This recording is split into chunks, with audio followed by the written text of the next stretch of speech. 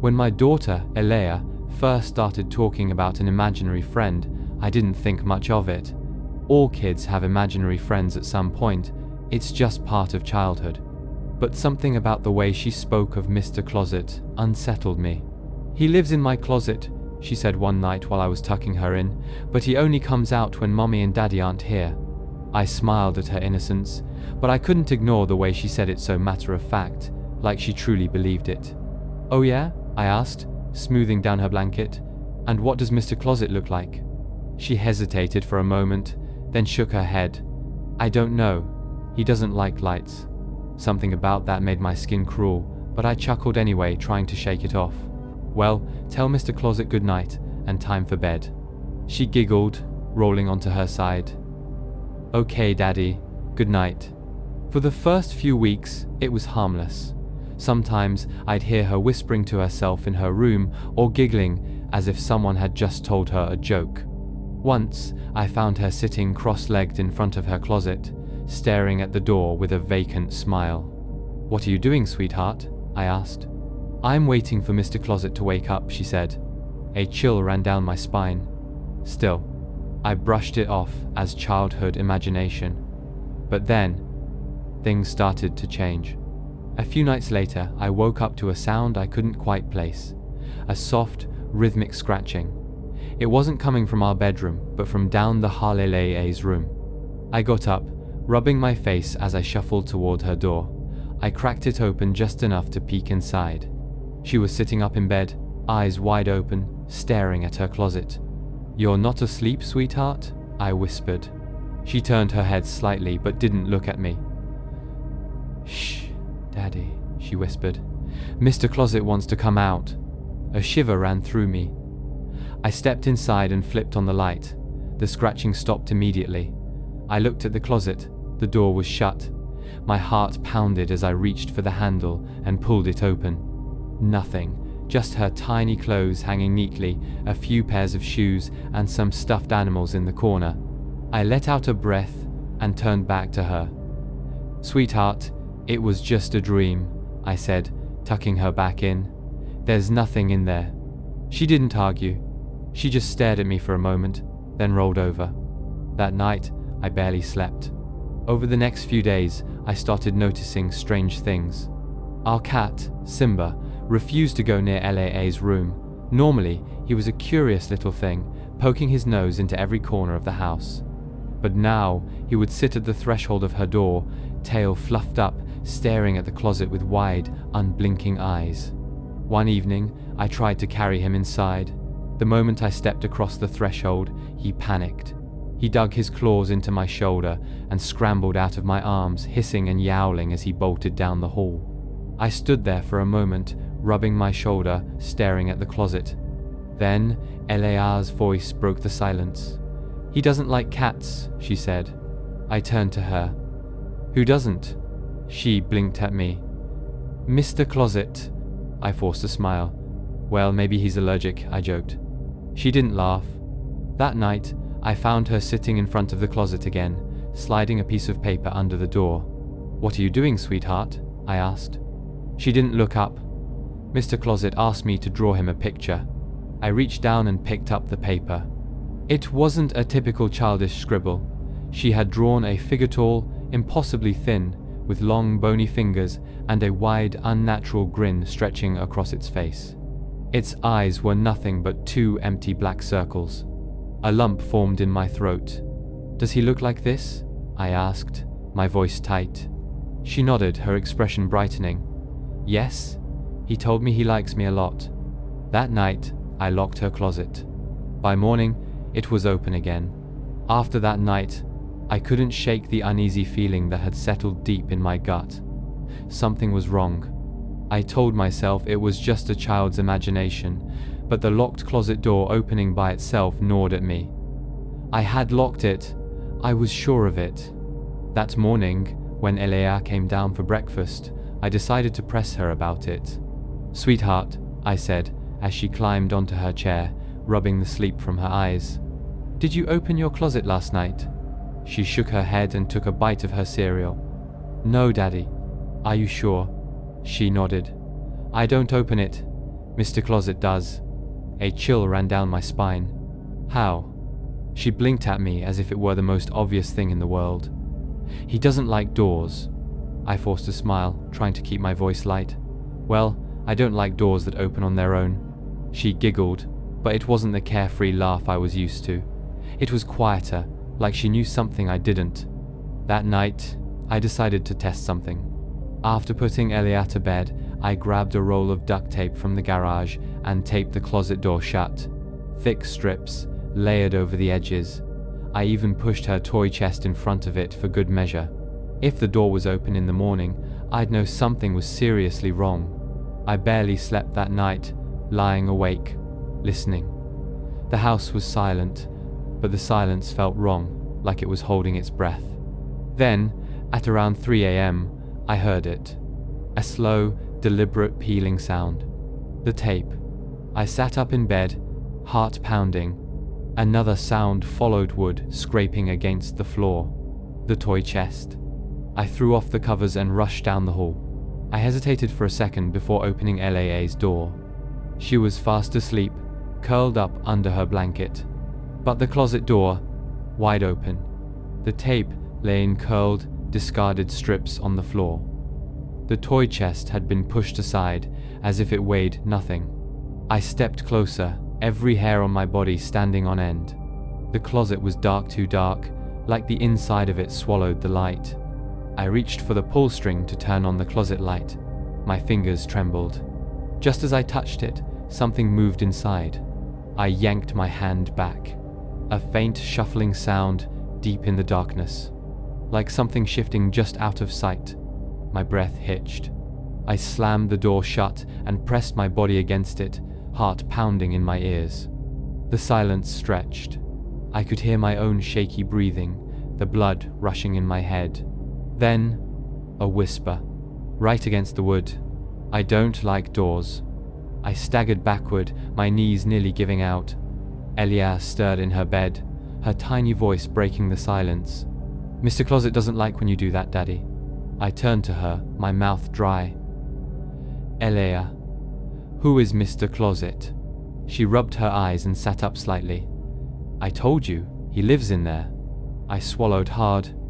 But why does he only come out when Mommy and Daddy aren't here? She tilted her head, confused. What do you mean, he comes out when you are here? I felt sick. Has he ever touched you? I forced myself to ask. She shook her head. He just talks to me. He says he likes me a lot. I ran a hand down my face, trying to think. This was more than just a child's imagination. Something was wrong. I grabbed a hammer from the garage and nailed the closet door shut. 5 nails. 6, just in case. I kissed Elea's forehead and told her to sleep in our room that night. She didn't argue, but as I carried her down the hall, I swear I heard it. A slow, deliberate tapping from inside the closet. I barely slept that night. Elea lay curled up beside me, her tiny body rising and falling with slow, steady breaths. But I couldn't relax. My ears strained for any sound from her room, any hint that the thing in her closet hadn't given up. But the house stayed silent. Too silent. At some point, exhaustion pulled me under, and I slipped into a restless sleep. I dreamt of a man standing in Elea's closet. I couldn't see his face, only his smile too wide, too sharp. His body was thin, his arms too long. He stood perfectly still, head tilted, as if listening. Then, without moving his lips, he whispered, "You can nail the door shut. It won't matter." I jolted awake, a cold sweat clinging to my skin. Sunlight filtered through the blinds. Elea was still asleep, her small fingers curled against the blanket. For a few seconds, I almost convinced myself it had all been a bad dream. Then I heard the closet door creak. Not a loud noise, just the faintest shift of wood. My stomach turned. That's not possible. I nailed it shut. I slipped out of bed carefully, making sure not to wake Elea, and crept down the hall to her room. The closet door stood exactly as I left it sealed shut, the nails glinting in the morning light. But something was wrong. The nails were bent outward, as if something had been pushing from the inside. I took a step closer, my hands trembling. The edges of the wood were splintered, small scratches running along the frame. Long, jagged claw marks. I backed away. This wasn't normal. This wasn't my daughter's imagination. Something was inside that closet, and it wanted out. I spent the rest of the day researching child psychology, sleep disorders, anything that could explain what was happening. But nothing felt right. By afternoon, Elia was playing in the living room, humming to herself as she colored. I sat beside her, pretending to focus on my phone. Then, casually, I asked, "Sweetheart, can you tell me more about Mr. Closet?" She didn't look up. "He likes you." My blood ran cold. I forced a smile. "What do you mean?" She shrugged. "He says you're fun. He likes watching you when you sleep." I nearly dropped my phone. "Elia," I said slowly, "does he talk to you a lot?" She nodded. "Yeah, but only when it's dark. He doesn't like the light." I swallowed hard. "What does he say?" She hesitated, glancing at me like she wasn't supposed to tell. Then she whispered, "He said he's going to come out soon." My body turned ice cold. "Why?" I asked. She finally looked at me, her eyes wide and innocent. "Because you let him in." That night, I didn't let Elia sleep in her room. I set up a small mattress in our bedroom and kept her close. But I needed answers. I needed to see for myself. At exactly 3 a.m., I stepped into her room. The air was different, heavy, stagnant, like the room hadn't been touched in years. The closet door remained nailed shut, but I could feel it. Something watching me. I swallowed the fear climbing up my throat and stepped forward. "Who are you?" I whispered. Silence. I hesitated, then reached out. My fingers brushed the wood. The moment I touched it, a slow tap came from the other side.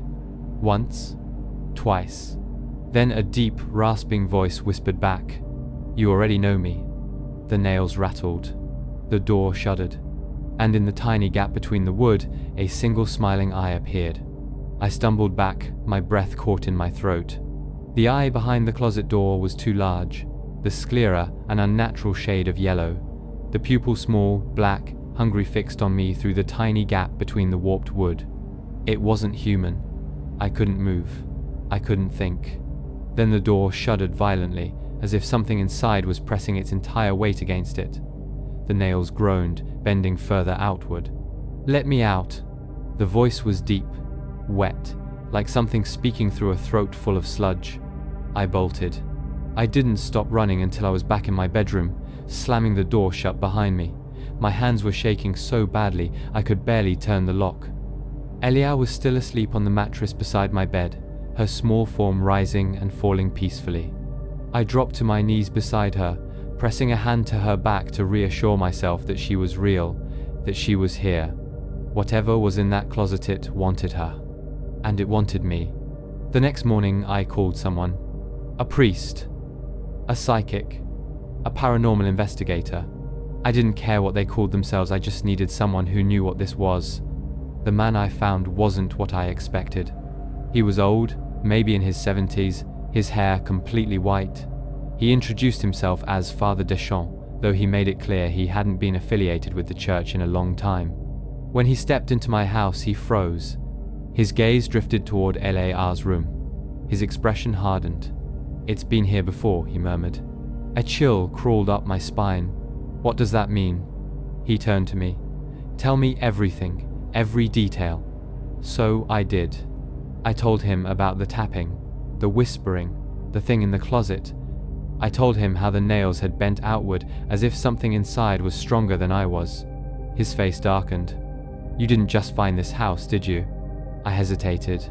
"I mean, it was a good deal. The previous owner left suddenly, because they knew." The weight of his words hit me like a truck. "Father," I whispered. "What is this?" He exhaled, running a hand over his face. Then he said something I'll never forget. "It's not a ghost. It's not a demon. It's something older. Something that's been waiting." I swallowed hard. Waiting for what? His eyes met mine. For someone to open the door. I felt sick. All this time, I thought Alea had somehow invited it in with her imagination, her childhood fears. But it wasn't her. It was me. Somehow, in some way, I had let it in. Father Deschamps must have seen the panic on my face because he put a firm hand on my shoulder. "Listen to me carefully," he said. "It is feeding on you. The fear, the attention, you are making it stronger." I shook my head. What do I do? How do I get rid of it? He was silent for a long time. Then, finally, he sighed. "We have to seal it away before it fully gets out." My stomach twisted. "You mean it's not out yet?" He shook his head. "Number. But it's close." That was the worst thing I'd heard yet. If it wasn't out yet, then what the hell had been watching me through the crack in the door? That night, Father Deschamps prepared the house. He spread salt along the doorways, drew symbols on the walls, whispered prayers in a language I didn't recognize. "Don't open the door," he told me, "no matter what happens, no matter what you hear." I nodded. I didn't plan on ever opening that door again. As the night stretched on, the house grew wrong. The air felt heavier, thicker, like something unseen was pressing against my skin. Shadows stretched at unnatural angles. I swore I heard footsteps moving in the halls when no one was there. At exactly 3 a.m., the tapping began. A single, slow knock from inside the closet. Then another. Then, bang. The door shook violently. Alea whimpered in her sleep. I squeezed my eyes shut, willing the thing to go away. Father Deschamps sat in the corner, whispering something under his breath. He looked pale, sweat dripping down his brow. Then, in the darkness, a voice slid through the room. "He can't save you." My blood turned to ice. The closet rattled harder. The nails already bent began to squeal as they were forced even further out of the wood. I gripped Alea's small hand, my heart hammering in my chest. Then the priest screamed. I whipped my head around. Father Deschamps was convulsing, his hands clutching at his chest, his mouth twisted in agony. The moment I moved toward him, the closet door exploded open. And standing there, in the darkness, was a tall, thin figure with a smile too wide for its face. It had gotten out. The thing in the closet was out. It stood too tall, its limbs unnaturally thin, its skin stretched tight over sharp bones. But it was its face that made my stomach twist. Its mouth was too wide, the lips curled in a permanent, unnatural grin. Its teeth long, jagged, wrong seemed to stretch back too far into its throat. It wasn't human, and it had been watching us, waiting. Father Deschamps groaned from the floor, his hands still clutching at his chest. He looked at me, eyes wide with terror. "Run." I grabbed Elia and ran. The moment we moved, the thing lunged. The air behind me shattered as the creature's long fingers raked the wall, splintering the wood like paper. I barely made it through the bedroom door before slamming it shut behind me.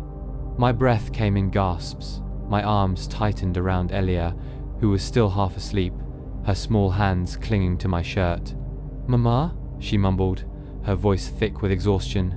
"Shh, baby," I whispered, pressing her against me. "We have to be quiet." The hallway beyond the door was silent. Too silent. Then, a soft, slow tapping. Not on the door. On the ceiling.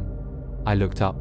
A single blackened hand slid over the surface, the fingers too long, the joints bending at wrong angles. It was above us. I turned and bolted for the stairs. The house seemed longer than before wrong, stretched, endless. Shadows bled from the corners. The air was thick, suffocating.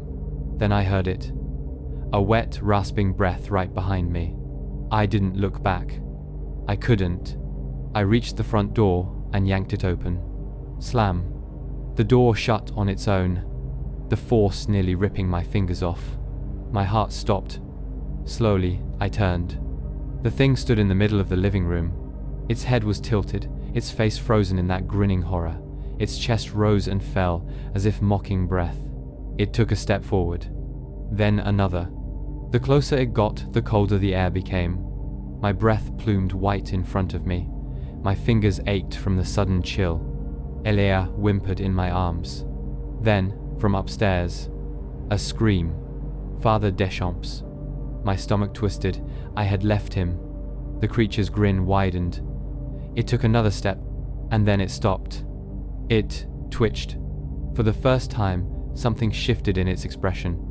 It wasn't looking at me anymore. It was looking at Elia. Number. I stepped in front of her, shielding her with my body. She's not yours, I whispered. The thing blinked. Then, in that same awful, wet voice, it spoke. She was never yours either. Ice flooded my veins. I didn't understand what it meant. I didn't want to. I just needed to get out. Then, suddenly, salt. A fine white line of salt burst through the air, landing between me and the creature. Father Deschamps stood at the top of the stairs, barely breathing, one hand clutching his side. He held a small bag in his other hand, his fingers trembling. "You will not have them," he hissed. The creature screeched. It was deafening, a sound that didn't belong in this world. The walls shook, picture frames crashed to the floor. Then the thing lunged, but it couldn't cross the salt. It hit an invisible barrier, its limbs jerking violently as if some unseen force had slammed into it. Father Deschamps moved fast, spreading more salt, whispering in that strange language again. The creature twisted, its body convulsing. Its grin was gone. For the first time, I saw something else in its face. Panic. It didn't want to go back. It had spent so long waiting, watching, but it had come out too soon. With a final, horrific shriek, the thing was yanked backward, back toward the closet. Its body snapped, folding unnaturally as it was sucked inside. The door slammed shut, and then, silence. I don't remember much after that. I remember sobbing, clutching Elia to my chest. I remember Father Deschamps whispering prayers over the door, sealing it shut with nails and salt. By sunrise, he was gone. He left only a note. Never open the door, never speak to it again, forget this place. I moved out that day. I never looked back. I don't know what that thing was. I don't know how long it had been there, or how many people before me had fed it with their fear. But sometimes, late at night, I still hear it. Not in my house, not in my daughter's room, but in my dreams. A slow, deliberate tapping, followed by a voice whispering from behind the door. "Let me out."